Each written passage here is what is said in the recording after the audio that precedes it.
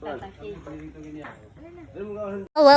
hello mga Bebshi! Nga naman na-bored ako ngayon mga Bebs. Baka na-miss na din ako ng mga gulay. Charot. Hindi naman ako at wala din akong ginagawa. Kaya digdilig din tayo pag may time. Dito na nga nadala na din ako ng balde at tabo. Pupunta pala ako ng sapa mga Bebs. Dito lang ako sa may sapa magigib ng tubig. Medyo distansya nga ang sapa sa tinanim naming gulay. Mapapalaban nga ang braso ko nito. At nandito na nga ako sa may sapa mga Bebs. Simulan na din ako magigib ng tubig. Tamang-tama lang din naman ang nilagay kong tubig sa balde. Sakto lang naman na mabuhat ko. Dahil baka naman pag naramihan ko ay mabinat ako. Ganun. Kasi ang metro ng tubig dito mga Bebs. Para din naman makasave-save tayo. Kaya dito na ako sa sapa nag-igib. Exercise na din to mga Bebs. Para naman kahit konti mabawasan ng fats ng katawan ko. Charot. Ay uy! Ito na nga at binuhat ko na ang balde. Medyo distansya nga ang nilakad ko mga Bebs. Ito naman na area ay medyo may pangpang. Umiyak na ang arthritis ko nito mga Bebs. Ay uy! Buti na lang nakaakyat pa. At nandito na nga ako sa tanim namin mga Bebs. Kunti pa lang naman ang gulay na tinanim namin dito. Meron kami ditong alugbati at sitaw. Meron ding talbos ng kamote. Nagsimula na din akong magdilig mga Bebs. Plano ko din talagang magdagdag ng itatanim na gulay dito. Nag-iisip pa din ako kung anong itatanim ko dito mga Bebs. Ano kaya magandang itanim dito mga Bebs? Comment naman kayo. Para naman magka-idea ako yung madali lang tumubo. Para din madali tayo makaharvest, makapag-ulam ng gulay. Ganun. Ay uy! Pansin nyo naman mga Bebs, maliit pa yung tanim namin. Bago pa lang kasi ito tinanim. Kaya naman careful din ako sa pagdilig ng tubig. Ito nga din ang sitaw mga Bebs. Maliit pa nga ito pero mabilis lang din naman itong tumubo. Naglagay na nga din kami dito ng kahoy para dyan na sila kumala. Para din makapag-asik sila ng lagim. Ay tuwara. Charot-charot lang mga Bebs.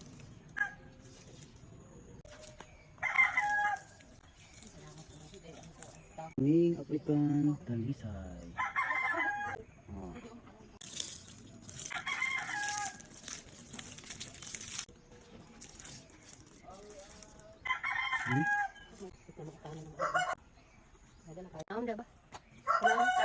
At natapos na ako magdilig ng halaman mga Bebshi. Naman ay gagawa ako ng pang-snack namin ngayon. Siyempre magpalamig ako dahil nauuhaw din ako mga Bebs. Naman ay gagawa ako ngayon ng buko pandan. Dahil nga naman nakabili na ako ng gulaman, condensed milk at sago. Kaya naman ay nagpakuha na din ako ng buko. Kaso nga lang itong nakuha nilang buko ay walang laman kaya nagkuha pa ulit sila. Ito na nga meron silang dinagdag na apat. Na nga din itong biniyak ni Habi para malaman kung meron ba talagang laman. At dito naman ay nagready na din ako para sa aking sago. Hinahalo-halo ko lang hanggang sa maluto at iyan na nga mga Bebs, luto na yan. Inuha ko na nga din ito mga Bebs at binuhos ko ito sa may strainer na may tubig. Angan mo yung buhusan kasi na malamig na tubig para hindi magdikit-dikit. Tapos naman ito ay sinimulan ko na ding i-grate ang buko. Gamit lang din ako dito ng grater mga Bebs. Or pang kuskus kung meron kayo. At ito na nga din ang idagdag kong prutas sa aking buko pandan na gulaman. Kuya ng mangga at apple mga Bebs. Para naman marami siyang flavor. Ganon. Ay uyi! Dahil nga naman natapos ko na ding lutuin ng sago kaya ito namang gulaman ang sinunod ko mga Bebs. Pero naman i-follow mo lang ang instruction na nasa sachet. Tapos paghalo ko naman ay sinabayan ko din ng konting sayaw. Para naman full of love and joy. Ay uyi! Natapos ko naman ay sinalang ko na nga din ito sa apoy. At naglolo ko pa itong apoy, ubusin niya talaga ang hangin ko. Charot. Habang hinintay ko naman ang gulaman na kumulo mga Bebshi ay hiniwa ko na din itong mangga. Depende na din sa inyo kung anong hiwa ang gusto nyo. Ganito lang naman ang paghiwa ko kasi nga gulaman. Sinama ko na nga din ito sa apple na hiniwa ko mga Bebshi tsaka yung buko. Very healthy naman itong ginawa ko mga Bebsh kasi naman full of fruits yan. Ito na nga din itong gulaman mga Bebsh kaya transfer ko na din siya sa lagayan. Hayaan lang naman yan na lumamig. Habang hinihintay ko din ang gulaman na lumamig mga Bebshi ay nagluto na din ako dito ng toasted bread. Pinainit ko lang ang kawali tapos nilagyan ko ng butter tapos nilagay ko na din itong bread. At nang lumamig na itong gulaman mga Bebshi kaya hiniwa ko na din ito. Depende na din sa inyo mga Bebshi kung gaano kalaki ang hiwa nyo. Sa akin ganyan lang kaliit. Tapos naman ay nilagay na siya sa mixed fruit na hiniwa ko. Medyo madami nga ang gulaman na ginawa namin mga Bebs kasi nga dalawang sachet yung binili namin. Pero masarap naman yan kasi buko panda ng flavor niya mga Bebs. Transfer ko na nga din siya sa malaking lagayan para naman magkasya kasi medyo madami nga ito. Lagay na nga din ako dito ng evaporada. At syempre naman condensed milk. Pwede din kayo maglagay ng Nestle cream mga Bebs. Dagdagan nyo din ng condensed milk para matamis. At nang namix ko na ang condensed milk at evaporada ay nilagay ko na din itong sago. Ang sarap naman talaga mga Bebs. Kulay pa lang nakaka-attract na. Sobrang sarap niyan mga Bebs. Naghalo-halo naman ako dyan mga Bebs. Natatakam na talaga ako. Dahil nga naman natapos na din itong toasted bread ay naglagay na din kami ng mayonnaise. Kahit anong palaman ang gusto nyo ilagay mga Bebs for the go. Dahil nga naman palamig itong ginawa namin mga Bebs kaya naglagay na din kami ng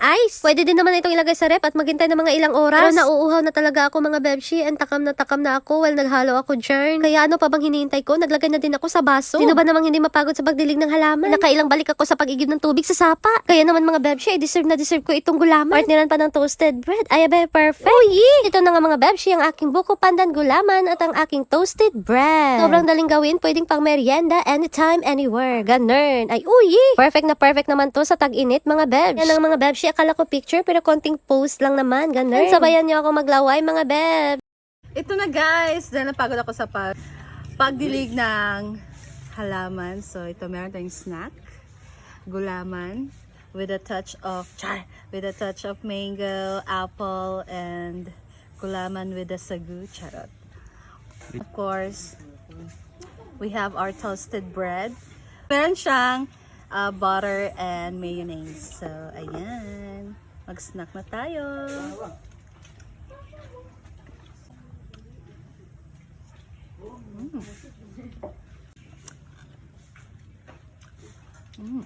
Ito naman.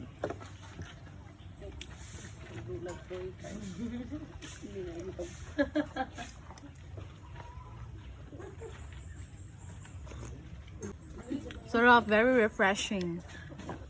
Refreshing, Jared. Flavorful. Yes.